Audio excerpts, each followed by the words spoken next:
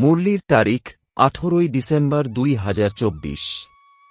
মুরলির শিরোনাম, সর্বশক্তিমান বাবার সাথে বুদ্ধিযোগ লাগালে শক্তি প্রাপ্ত হবে, স্মরণের দ্বারাই আত্মারূপী ব্যাটারি চার্জ হয়, আত্মা পবিত্র শতপ্রধান হয়ে যায়। প্রশ্ন, সঙ্গম যুগে তোমরা বাচ্চারা কি এমন পুরুষার্থ করো, যার প্রালব্ধে অর্থাৎ ফল স্বরূপ তোমাদের দেবতা পদ প্রাপ্ত হয়? উত্তর, সঙ্গমে আমরা শীতল হওয়ার পুরুষার্থ করি। শীতল অর্থাৎ পবিত্র হলে আমরা দেবতা হয়ে যাই। যতক্ষণ না পর্যন্ত আমরা শীতল হতে পারছি, ততক্ষণ দেবতাও হতে পারব না।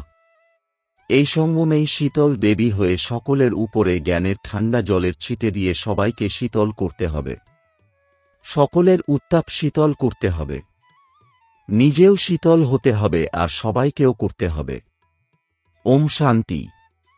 বাচ্চাদের প্রথমে একটি কথাকে ভালো করে বুঝতে হবে যে, আমরা সবাই হলাম ভাই ভাই আর শিব বাবা হলেন সকলের বাবা। তাকে সর্বশক্তিমান বলা হয়। তোমাদের মধ্যেই সর্বশক্তি ছিল।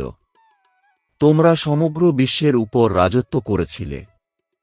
ভারতের মধ্যেই এই দেবী দেবতাদের রাজত্ব ছিল, তোমরাই পবিত্র দেবী দেবতা ছিলে। তোমাদের কুল বা বংশে সবাই নির্বিকারী ছিল। কে নির্বিকারী ছিল? আত্মারা। এখন পুনরায় তোমরা নির্বিকারী হচ্ছ। সর্বশক্তিমান বাবার স্মরণে থেকে শক্তি গ্রহণ করছ। বাবা বুঝিয়েছেন যে আত্মাই 84 বার শরীর ধারণ করে পার্ট প্লে করে। আত্মার মধ্যেই শতপ্রধানতার শক্তি ছিল, সেটাই আবার দিন দিন হ্রাস হয়ে গেছে। শতপ্রধান থেকে তমপ্রধান তো হতেই হবে। যেরকম ব্যাটারির শক্তি কম হয়ে গেলে মোটর বন্ধ হয়ে যায়, ব্যাটারি শক্তিহীন হয়ে যায়। আত্মার ব্যাটারি সম্পূর্ণরূপে শক্তিহীন হয় না, কিছু না কিছু শক্তি থাকে। যেরকম কেউ যদি মারা যায়, তখন তার উদ্দেশ্যে দীপ প্রজ্বলন করা হয়, তাতে ঘৃত ঢালতেই থাকে, যাতে সেই জ্যোতি নিভে না যায়। এখন তোমরা বাচ্চারা বুঝে গেছ যে তোমাদের আত্মার মধ্যে সম্পূর্ণ শক্তি ছিল, এখন নেই। এখন পুনরায় তোমরা সর্বশক্তিমান বাবার থেকে নিজের বুদ্ধিযোগ লাগিয়ে নিজের মধ্যে শক্তি অর্জন করতে থাকো, কেননা শক্তি কম হয়ে গেছে। শক্তি একদমই সমাপ্ত হয়ে গেলে শরীর থাকবে না। আত্মা বাবাকে স্মরণ করতে করতে একদম পবিত্র হয়ে যায়। সত্যযুগে তোমাদের ব্যাটারি সম্পূর্ণ শক্তিসম্পন্ন ছিল। পুনরায় ধীরে ধীরে কলা অর্থাৎ ব্যাটারি কম হতে শুরু করে। কলিযুগে আত্মার শক্তি একদম অল্প পরিমাণে থেকে যায়, যেন শক্তির দেউলিয়া হয়ে যায়। বাবাকে স্মরণ করলে আত্মা পুনরায় ভরপুর হয়ে যায়। তাই এখন বাবা বোঝাচ্ছেন যে একজনকেই স্মরণ করো। উচ্চ থেকেও উচ্চ, সর্বশ্রেষ্ঠ হলেন ভগবান। বাকি যা কিছু আছে সব হলে তাঁর রচনা। রচনার থেকে রচনা লৌকিক জগতের উত্তরাধিকার প্রাপ্ত করে। রচয়িতা তো হলেন একমাত্র অসীম জগতের বাবা। বাকি যা কিছু আছে সবই হল লৌকিক জগতের। অসীম জগতের বাবাকে স্মরণ করলে অসীম জগতের উত্তরাধিকার প্রাপ্ত হয়। তাই বাচ্চাদের আন্তরিকভাবে এটাই ভালোভাবে বুঝতে হবে যে বাবা আমাদের জন্য স্বর্গ, নতুন দুনিয়া স্থাপন করছেন। ড্রামা অনুসারে স্বর্গ স্থাপনা হচ্ছে, যেখানে তোমরা বাচ্চারাই এসে রাজত্ব করো। আমি তো সদা পবিত্র থাকি। আমি কখনই গর্ভ থেকে জন্মগ্রহণ করি না, না দেবী দেবতাদের মতো জন্ম নিই।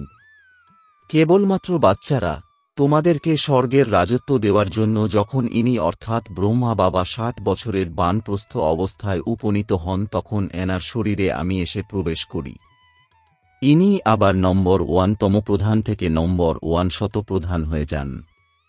উচ্চ থেকেও উচ্চ হলেন ভগবান। তারপর হলেন ব্রহ্মা, বিষ্ণু, শঙ্কর সূক্ষ্মবতনবাসী। এই ব্রহ্মা, বিষ্ণু, শঙ্কর কোথা থেকে এসেছেন? এটা কেবলমাত্র সাক্ষাৎকার হয়। সূক্ষ্মবতন মাঝখানে আছে, তাই না? এখানে স্থূল শরীর থাকে না। সূক্ষ্ম শরীর কেবলমাত্র দিব্যদৃষ্টি দিয়েই দেখা যায়। ব্রহ্মা তো হলেন শ্বেত বস্ত্রধারী।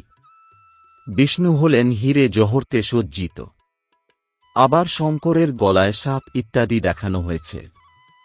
এইরকম শঙ্করাদি কেউ হয় না।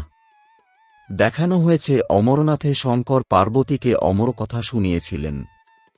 এখন সূক্ষ্ম বতনে তো মনুষ্য সৃষ্টি নেই, তাহলে সেখানে কথা কি করে শোনাবেন? বাকি সূক্ষ্ম বতনের কেবলমাত্র সাক্ষাৎকারই হয়।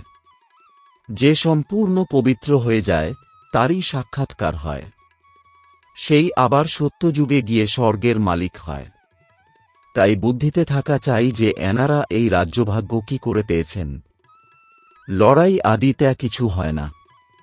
দেবতারা হিংসা কিভাবে করবে? এখন তোমরা বাবাকে স্মরণ করে রাজ্য ভাগ্য নাও, কেউ মানুক বা না মানুক। গীতাতেও আছে যে দেহ সহ দেহের সকল ধর্মকে ভুলে মামেকম স্মরণ করো। বাবার তো দেহই নেই যার মধ্যে আসক্তি থাকবে। বাবা বলেন, অল্প সময়ের জন্য আমি এই শরীরের লোন নিই, না হলে আমি নলেজ কিভাবে দেব? আমি হলাম এই কল্পবৃক্ষের চৈতন্য বীজরূপ। এই বৃক্ষের জ্ঞান আমার কাছেই আছে। এই সৃষ্টির আজও কত বছর, কিভাবে উৎপত্তি, পালনা, বিনাশ হয়, মানুষের এইসব বিষয়ে কিছুই জানা নেই। তারা লৌকিক জগতের পড়াশোনা করে, আর বাবা তো অসীম জগতের পড়াশোনা করিয়ে বাচ্চাদেরকে বিশ্বের মালিক বানান। ভগবান কখনো দেহধারী মানুষকে বলা হয় না। এনাদের অর্থাৎ ব্রহ্মা বিষ্ণু শঙ্করের নিজের সূক্ষ্ম দেহ আছে, তাই এনাদেরও ভগবান বলা যায় না। এই শরীর তো হল এই দাদার আত্মার সিংহাসন। অকাল তত্ত্ব, তাই না? এখন এ হল অকাল মূর্তি বাবার তত্ত্ব। অমৃতসরেও অকালতত্ত্ব আছে। বড় বড় ব্যক্তিরা সেই অকালতত্ত্বের উপর গিয়ে বসে। এখন বাবা বোঝাচ্ছেন যে এ হল আত্মাদের অকালতত্ত্ব। আত্মার মধ্যেই ভালো কিংবা খারাপ সংস্কার হয়, তবেই তো বলা যায় যে এসব হল কর্মের ফল। সকল আত্মার বাবা একজনই। বাবা কোনো শাস্ত্র আদি পড়ে বোঝান না। এই সকল কথাও শাস্ত্রাদির মধ্যে নেই, তবেই তো সবাই চিৎকার করে বলে এরা শাস্ত্রকে মানে না। সাধুসন্তাদি গঙ্গায় গিয়ে স্নান করে তো তারা কি পবিত্র হয়ে গেছে? ফিরে তো কেউই যেতে পারে না। সবাই পিছনে পিছনে যাবে। যেরকম মশার ঝাঁক বা মৌমাছির ঝাঁক যায়। মৌমাছিদের মধ্যে আবার রানী মৌমাছি আছে, তার পিছনে পিছনে সবাই যায়। বাবাও যাবেন তো তার পিছনে পিছনে সকল আত্মারাও যাবে। মূলবতনে যেরকম সকল আত্মাদের ঝাঁক আছে, এখানে হল সব মানুষের ঝাঁক। তো এই ঝাঁকও একদিন ফিরে যাবে। বাবা এসেছেন সকল বাচ্চাদের নিয়ে যাওয়ার জন্য। শিবের বরযাত্রী গাওয়া হয়, তাই না? পুত্র বলো বা কন্যা বলো, বাবা এসেছেন বাচ্চাদেরকে স্মরণের যাত্রা শেখাতে। পবিত্র হওয়া ছাড়া আত্মা ঘরে ফিরে যেতে পারবে না। যখন পবিত্র হয়ে যাবে তো প্রথমে শান্তিধামে যাবে, পুনরায় সেখান থেকে ধীরে ধীরে এখানে আসতে থাকবে, বৃদ্ধি হতে থাকবে। রাজধানী হতেই হবে, তাই না? সবাই একসঙ্গে তো আসে না। কল্পবৃক্ষ আস্তে আস্তে বৃদ্ধি পায়। সবার প্রথমে আদি সনাতন দেবীদেবতা ধর্ম ছিল, যেটা বাবা স্থাপন করেন। ব্রাহ্মণও সবার প্রথমে সেই রকমই হয়, যাদেরকে দেবতা হতে হয়। প্রজাপিতা ব্রহ্মা তো আছেন, তাই না? প্রজাতেও ভাইবোন হয়ে যায়। ব্রহ্মা কুমার কুমারী তো এখানে অনেক হয়। অবশ্যই নিশ্চয় বুদ্ধি হতে হবে, তবেই তো এত বেশি নম্বর পেতে পারে। তোমাদের মধ্যেও যে পাকাপোক্ত হবে সেই এখানে প্রথমে আসবে, আর যে পরিপক্ক হবে না সে পিছনে আসবে। মূলবতনে সকল আত্মারা থাকে, যখন নিচে আসে তখন এখানে বৃদ্ধি হতে থাকে। শরীর ছাড়া আত্মা কিভাবে পার্ট প্লে করবে? এ হল পার্টধারীদের দুনিয়া, যেটা 4 যুগ ধরে চলতে থাকে।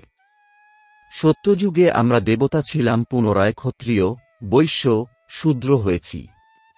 এখন এটা হল পুরুষোত্তম সঙ্গম যুগ। এই যুগ এখনই তৈরি হয়, যখন বাবা আসেন। এই অসীম জগতের জ্ঞান এখন অসীম জগতের বাবাই আমাদের প্রদান করেন। শিব বাবার নিজের শরীরের কোনো নাম নেই। এই শরীর তো হল এই দাদার। বাবা অল্প সময়ের জন্য এই শরীরকে লোন নেন। বাবা বলেন যে তোমাদের সাথে কথা বলার জন্য মুখ তো চাই আমার, তাই না? মুখ না হলে বাবা বাচ্চাদের সঙ্গে কথা বলবেন কি করে? আবার অসীম জগতের জ্ঞানও এই মুখ দিয়েই তোমাদের শোনাই। এই জন্য এনাকে গৌমুখও বলা হয়। পাহাড় থেকে জল তো যেদিক থেকে খুশি বের হতে পারে, তবুও এখানে গোমুখ বানিয়ে দিয়েছে, তার থেকে জল বেরিয়ে আসে। সেটাকে আবার সবাই গঙ্গাজল মনে করে পান করে। সেই জলেরই আবার কত মহত্ব থাকে। এই দুনিয়াতে সবই হল মিথ্যা, সত্য তো একমাত্র বাবাই এসে শোনান। আবার সেই সমস্ত মিথ্যুক মানুষেরা বাবার জ্ঞানকে মিথ্যা মনে করে। ভারতে যখন সত্যযুগ ছিল তো একে সত্যখণ্ড বলা হতো। এই ভারতই আবার পুরানো হয়ে যায়, তো প্রতিটা কথা, প্রতিটা জিনিস মিথ্যা হয়ে যায়। কতটা পার্থক্য হয়ে যায়। বাবা বলেন, তোমরা আমার কত গ্লানি করেছ, সর্বব্যাপী বলে কত নিন্দা করেছে। শিব বাবাকে আহ্বান করো এই কারণে যে এই পুরানো দুনিয়ার থেকে আমাকে নিয়ে চলো। বাবা বলেন, আমার সকল বাচ্চারা কামচিতাতে বসে কাঙ্গাল হয়ে গেছে। বাবা বাচ্চাদেরকে বলেন, তোমরা তো স্বর্গের মালিক ছিলে, তাই না? স্মরণে আসছে কি? সেসব কথা বাচ্চাদেরকেই তো বাবা এসে বোঝান, সমগ্র দুনিয়াকে তো বোঝান না। বাচ্চারাই বাবাকে বোঝে। দুনিয়া এসব কথা কি জানে? সবথেকে বড় কাঁটা হল কামবিকার, নামই হল পতিত দুনিয়া। সত্যযুগ হল 100% পবিত্র দুনিয়া। মানুষ পবিত্র দেবতাদের সামনে গিয়ে নমস্কার করে। হয়তো অনেক ভক্ত ভেজিটেরিয়ানও হয়ে থাকে, কিন্তু এমন নয় যে তারা বিকারগ্রস্ত নয়। এইরকম তো অনেক বাল্যকাল থেকেই ব্রহ্মচারীও আছে। ছোট থেকেই কোনো ছি খাবার খায় না। সন্ন্যাসীরাও বলে নির্বিকারী হও। ঘরবাড়ির সন্ন্যাস করে, কিন্তু আবার পরের জন্মে কোনো গৃহস্থীর কাছেই জন্মগ্রহণ করে আবার পুনরায় ঘরবাড়ি ছেড়ে জঙ্গলে চলে যায়। কিন্তু তারা কি সত্যিই পতিত থেকে পবিত্র হতে পেরেছে? না। পতিতপাবন বাবার শ্রীমত ছাড়া কেউ পতিত থেকে পাবন হতে পারে না। ভক্তি হল নিচে নামার কলার রাস্তা। তাহলে আবার পবিত্র কি করে হবে? পবিত্র হলেই তো ঘরে ফিরে যেতে পারবে, স্বর্গে আসতে পারবে। সত্যযুগী দেবী দেবতারা কখনো ঘরবাড়ি ছেড়ে চলে যায় কি? বাইরের লোকেদের হল লৌকিক জগতের সন্ন্যাস, তোমাদের হল অসীম জগতের সন্ন্যাস। সমগ্র দুনিয়া, আত্মীয় বন্ধু ইত্যাদি সবকিছুর সন্ন্যাস। তোমাদের জন্যই এখন স্বর্গের স্থাপনা হচ্ছে। তোমাদের বুদ্ধি স্বর্গের দিকে রয়েছে। মানুষ তো নরকেই আটকে আছে। তোমরা বাচ্চারা আবার বাবার স্মরণে আটকে আছো। তোমাদেরকে শীতল দেবী বানানোর জন্য জ্ঞান চিতার উপর বসানো হয়। শীতল শব্দের এগেইনস্ট হল উত্তপ্ত। তোমাদের নামই হল শীতলা দেবী। একজন তো হবে না, তাই না? অবশ্যই অনেক হবে, যারা ভারতকে শীতল বানিয়েছেন। এই সময় সবাই কামচিতার উপরে জ্বলছে। তোমাদের নামই হল শীতলা দেবী। তোমরা হলে শীতলকারী ঠান্ডা জলের ছিটা দেওয়া দেবী। জলের ছিটে দেওয়া হয়, তাই না? এ হল জ্ঞানের ছিটে, যেটা আত্মার উপর দেওয়া হয়। আত্মা পবিত্র হলেই শীতল হয়ে যায়। এই সময় সমগ্র দুনিয়া কামচিতার উপরে চড়ে কালি হয়ে গেছে। এখন কলস প্রাপ্ত হয়েছে বাচ্চারা তোমাদের। কলস দ্বারা তোমরা নিজেরাও শীতল হও আর অপরদেরকেও শীতল বানাও। ইনিও শীতল হয়েছেন, তাই না? স্ত্রী পুরুষ একসাথে থাকে। ঘরবাড়ি ছাড়ার তো কোনো ব্যাপারই নেই, কিন্তু গোশালা তৈরি হয়েছে তো অবশ্যই কেউ ঘর বাড়ি ত্যাগ করেছে। কি কারণে? জ্ঞান চিতার উপরে বসে শীতল হওয়ার জন্য। যখন তোমরা এখানে শীতল হয়ে যাবে, তখনই তোমরা দেবতা হতে পারবে। এখন বাচ্চারা, তোমাদের বুদ্ধিযোগ পুরানো ঘরের দিকে যেন না যায়। বাবার সাথে বুদ্ধি আটকে থাকে। কেননা তোমাদের সবাইকে বাবার সাথে ঘরে যেতে হবে। বাবা বলেন, মিষ্টি বাচ্চারা, আমি পান্ডা হয়ে এসেছি তোমাদেরকে নিয়ে যাওয়ার জন্য। এ হল শিবশক্তি পাণ্ডব সেনা। তোমরা হলে শিবের থেকে শক্তি গ্রহণকারী। তিনি হলেন সর্বশক্তিমান।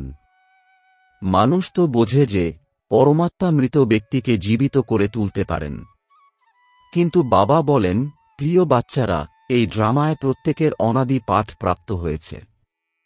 আমি ক্রিয়েটর, ডাইরেক্টর, প্রিন্সিপাল অ্যাক্টর।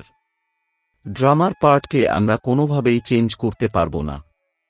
মানুষ বোঝে যে গাছের পাতাও পরমাত্মার আদেশে নড়ে, কিন্তু পরমাত্মা তো নিজে বলছেন যে আমিও এই নাটকের অধীন, এর বন্ধনে বাঁধা রয়েছি। এইরকম নয় যে আমার আদেশে এই পাতা নড়বে। সর্বব্যাপীর জ্ঞান ভারতবাসীকে একদম কাঙ্গাল করে দিয়েছে।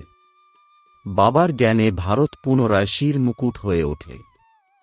আচ্ছা, মিষ্টি মিষ্টি প্রশিক্ষার্থী বাচ্চাদের প্রতি মাতাপিতা, বাপদাদার স্মরণের স্নেহসুমন আর সুপ্রভাত। আত্মাদের পিতা তাঁর আত্মারূপী বাচ্চাদেরকে জানাচ্ছেন নমস্কার। ধারণার জন্যে মুখ্য সার। ১. সূর্যবংশীতে সর্বপ্রথমে আসার জন্য নিশ্চয়বুদ্ধি হয়ে সম্পূর্ণ নম্বর নিতে হবে। পাক্কা ব্রাহ্মণ হতে হবে।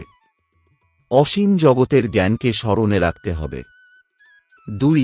জ্ঞান চিতাতে বসে শীতল অর্থাৎ পবিত্র হতে হবে। জ্ঞান আর যোগের দ্বারা কামাগ্নিকে সমাপ্ত করতে হবে। বুদ্ধিযোগ সর্বদা এক বাবাতেই যেন আটকে ঝুলে থাকে। বরদান, ব্রাহ্মণ জীবনে শ্রেষ্ঠ স্থিতিরূপী মেডেল প্রাপ্তকারী বেগমপুরের বাদশাহ ভব। এর বিস্তার, তোমরা সবাই নিজেদের স্বস্থিতি ভালোর থেকেও ভালো বানানোর জন্যই ব্রাহ্মণ হয়েছ। ব্রাহ্মণ জীবনে স্থিতিই হল তোমাদের প্রপার্টি। এটাই হল ব্রাহ্মণ জীবনের মেডেল। যে এই মেডেল প্রাপ্ত করে সে সদা অবিচল অনড় এক স্থিতিতে থাকে, সদা নিশ্চিন্ত, বেগমপুরের বাদশাহ হয়ে যায়। সেসব ইচ্ছাগুলির থেকে মুক্ত ইচ্ছা মাত্রম অবিদ্যা স্বরূপ হয়ে যায়। স্লোগান, অটুট নিশ্চয় আর নেশার সাথে বলো, আমার বাবা, তাহলে মায়া কাছেও আসতে পারবে না। ওম শান্তি।